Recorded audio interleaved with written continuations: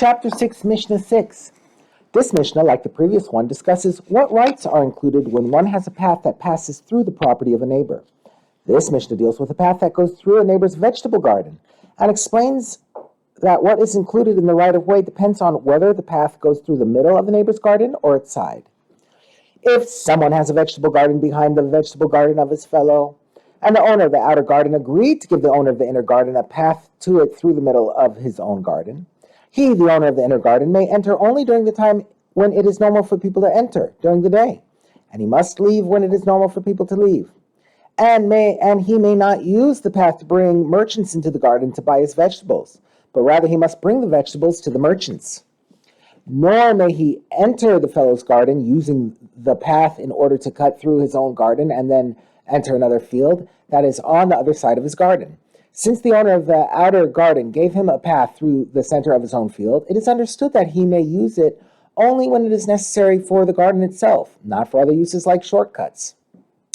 And the owner of the outer garden may plant vegetables on the path, although this will make it more difficult to walk there. Since the path is in the center of the field, the owner does not give up the right to plant there.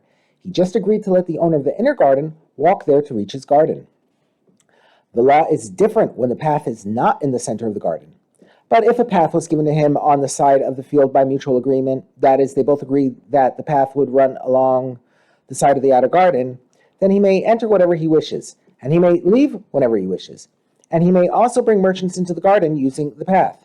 Since the path is on the side of the outer garden, the owner of the outer garden does not care as much, and it is assumed that the rights to do these things are also included in the agreement. However, he still may not enter the garden using the path in order to cut through the garden and enter another field that is on the other side of his garden.